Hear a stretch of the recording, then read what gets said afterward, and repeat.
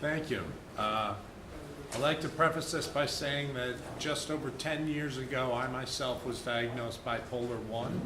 So this is kind of a near and dear to my heart disorder.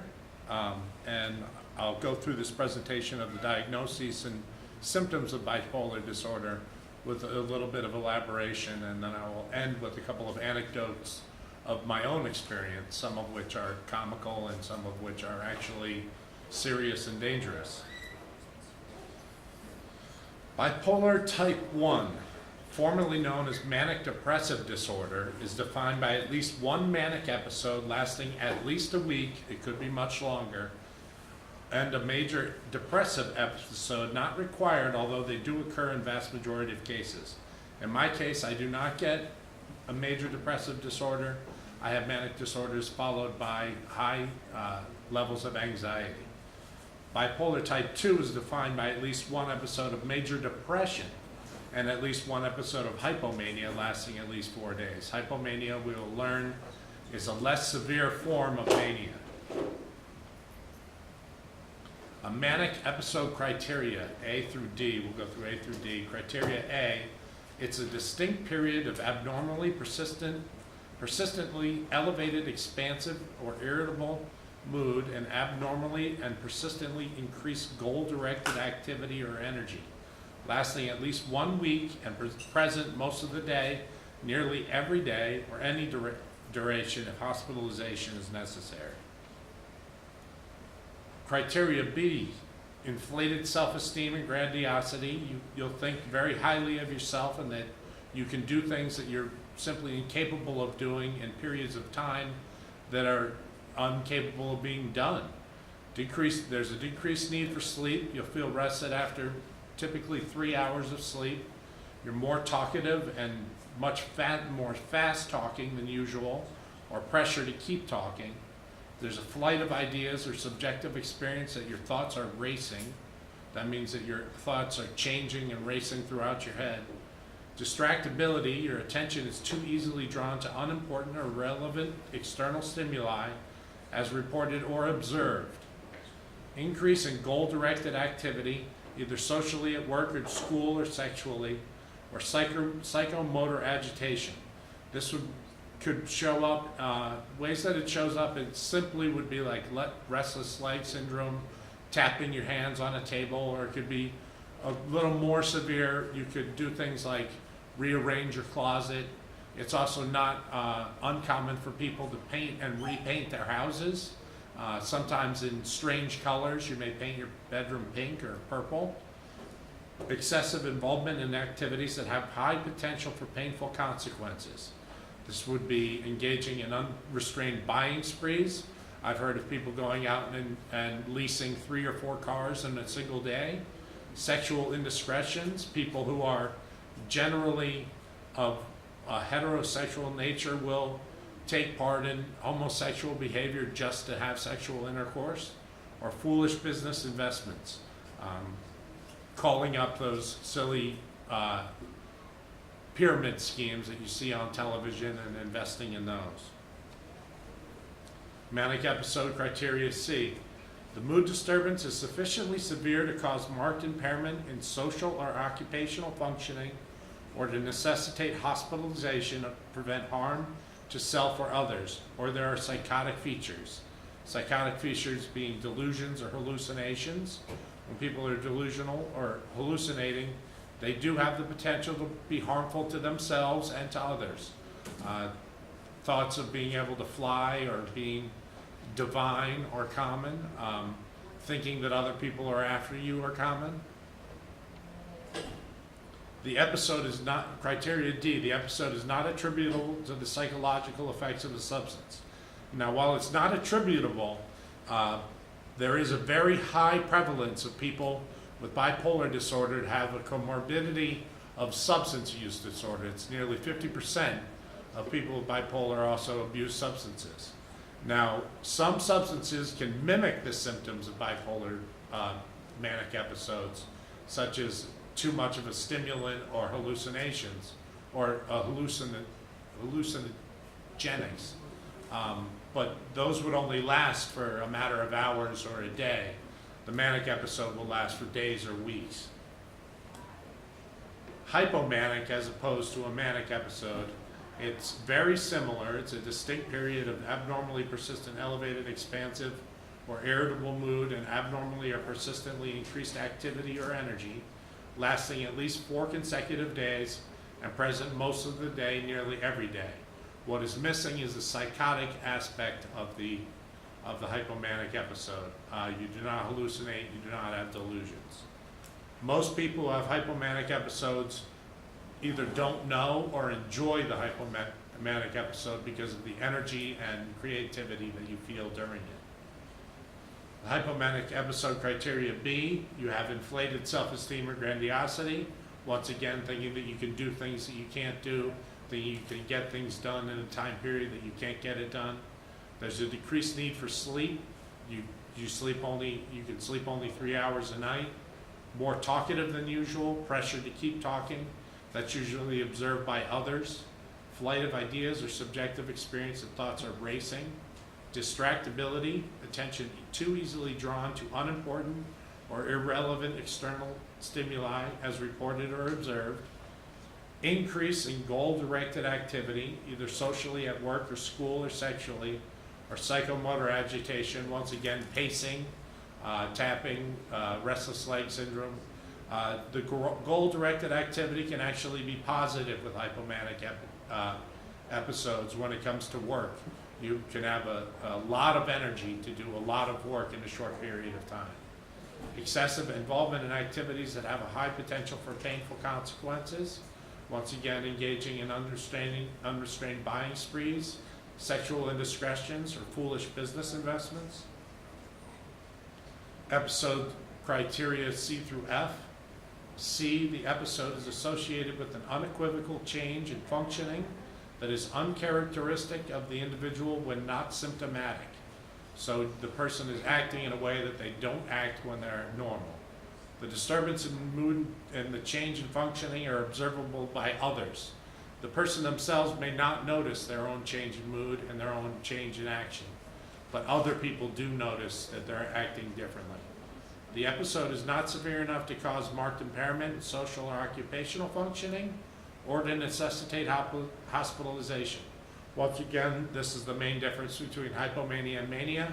There are not psychotic features, thus you don't need to be hospitalized. You do not have delusions. You do not have hallucinations. The episode is not attributable to psychological effects of a substance.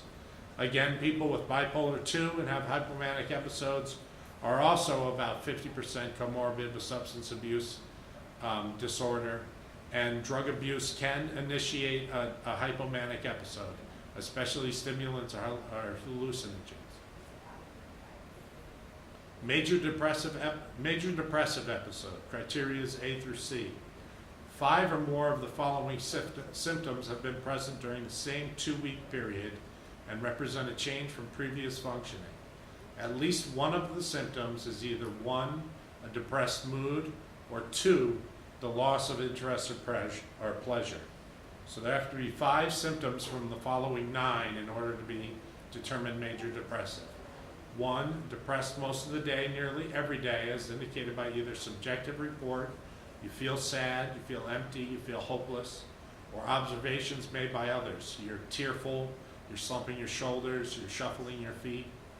2, markedly diminished interest or pleasure in all or almost all activities, most of the day, nearly every day, as noted by subjective account or observation. This is also known as anhedonia, or not getting pleasure out of the things that you used to get pleasure out of. Significant weight loss when not dieting, or weight gain.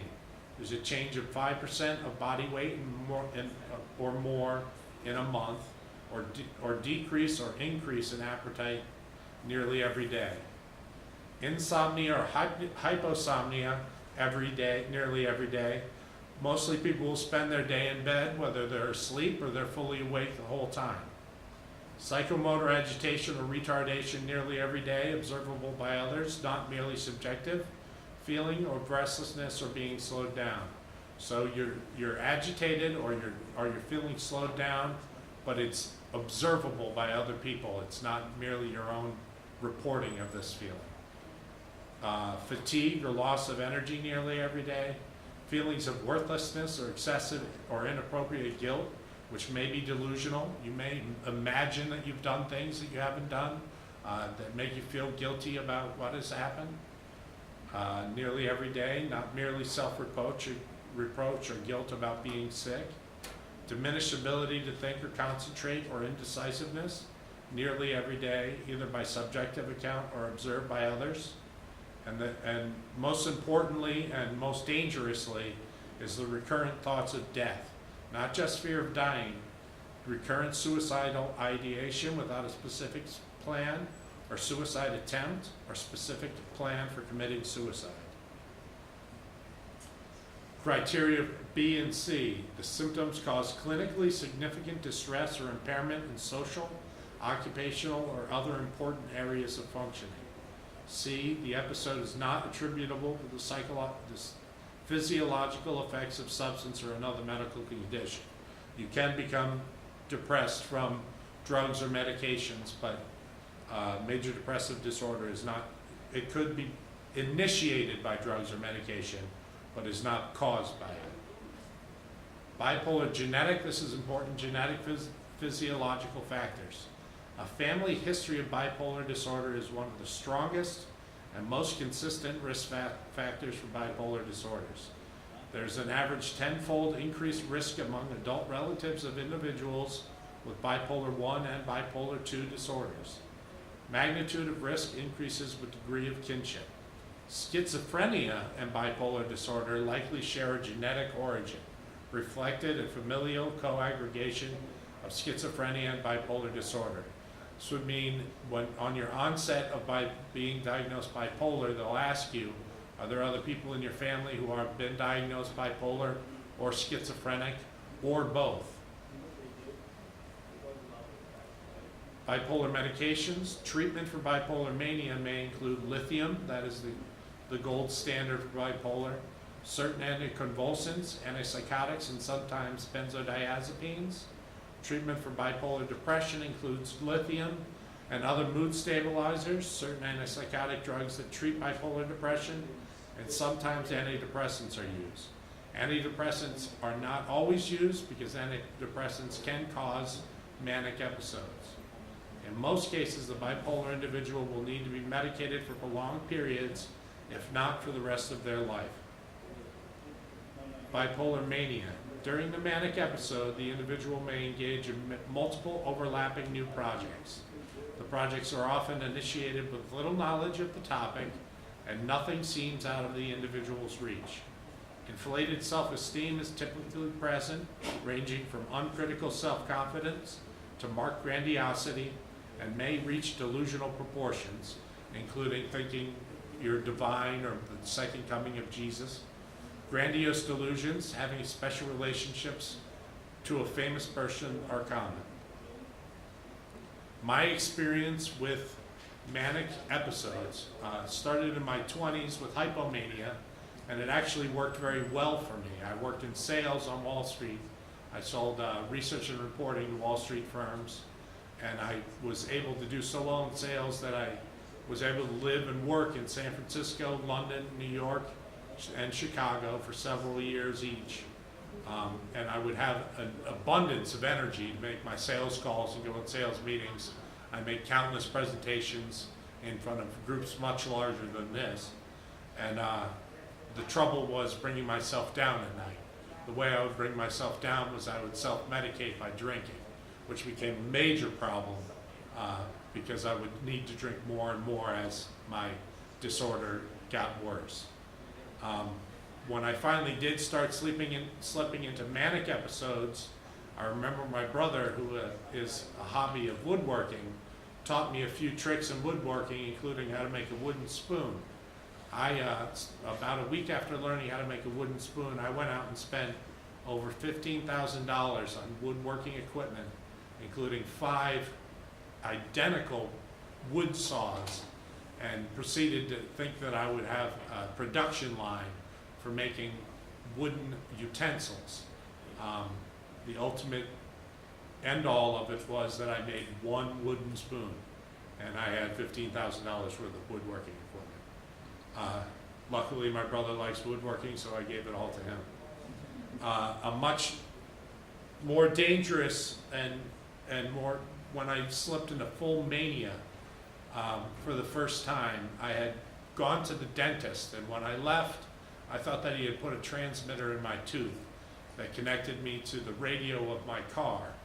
Based on listening to the radio in my car, I believed I was on a secret mission from President Obama to be sent to outer space to be the first person put into a time machine. I listened to the radio, I listened to some reports, and I got it in my head. The president was in Boston, and for some reason I had to drive to Boston at 120 miles per hour in order for time to stand still. That is a sign that I was a danger to myself and to others. I got to Boston and wandered the streets of downtown Boston asking people if they had seen the president. Luckily, a person that I worked with was in Boston on a business trip, and I got in touch with him, told him what was going on. He got in touch with my emergency notifications, and my parents came and picked me up, and I ended up in Yale, New Haven for a month, where I believed, I was certain that I was Captain Kirk from Star Trek, and the other people in the psych ward were my shipmates, and that we were going into outer space. Eventually, the racing thoughts and the delusions became so far-fetched that I got very confused, and I got very frightened. And when the manic episode ended, I just had such a high level of anxiety for about 4 months that I wasn't able to work or really function at all. With that, that's my presentation on bipolar disorder.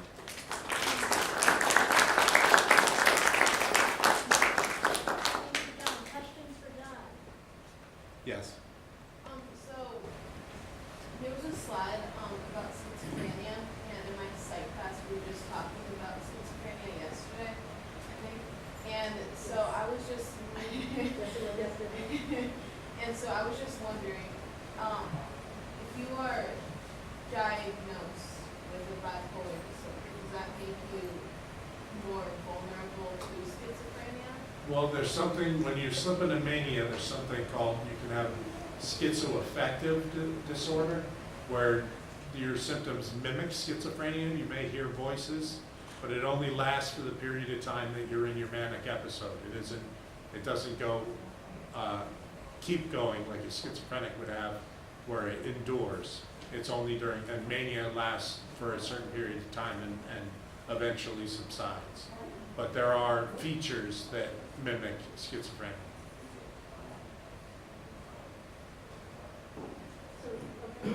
Just want to say thank you for sharing your personal experience. So, are you concerned that this symptom may come back to you, or is that? I've been stable for 3 years, and they found a mixture of medication that works.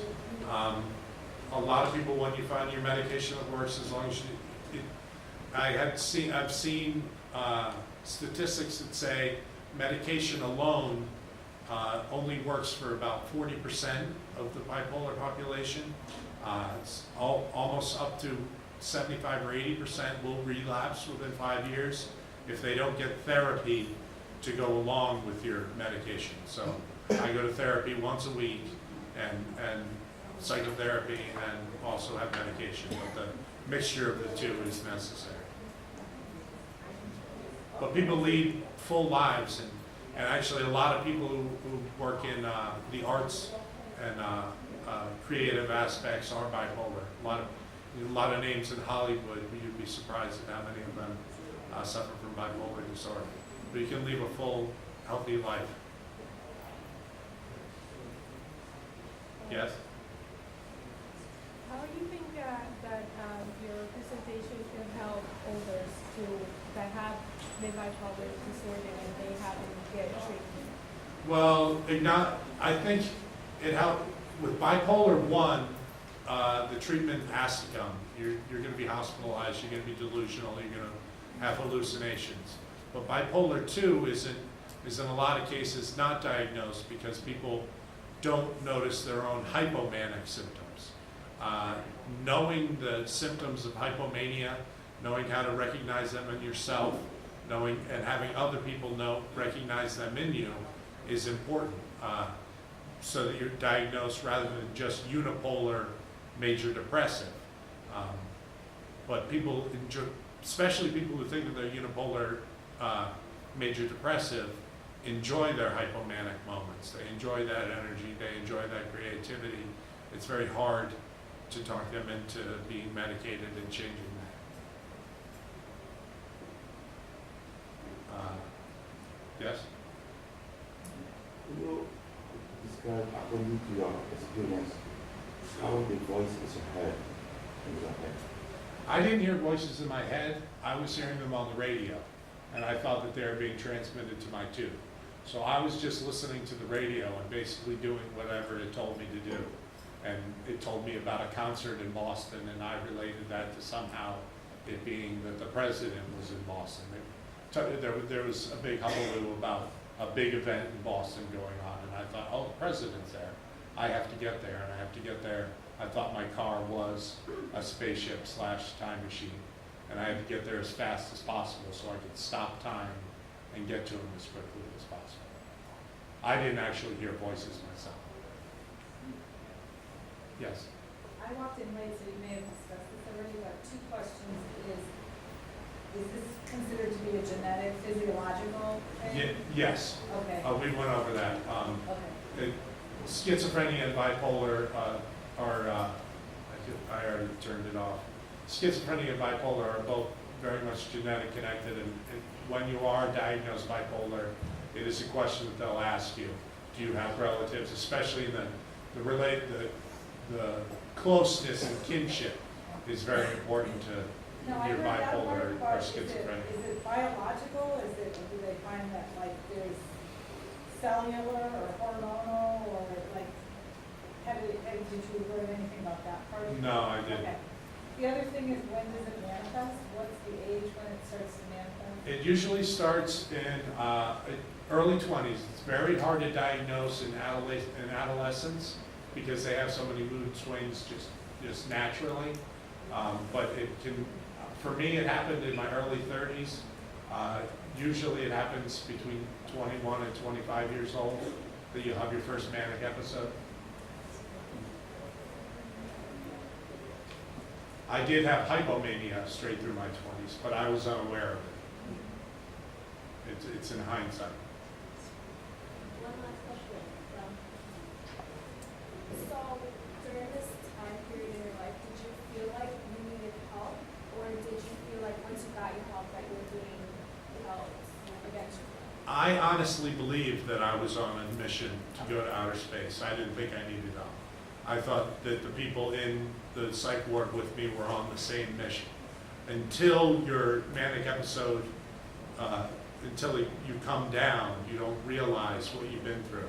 And then you're very confused, you're very frightened, and you just realize that you've been through what I don't want to use the word crazy, but you've been through a very distressing situation.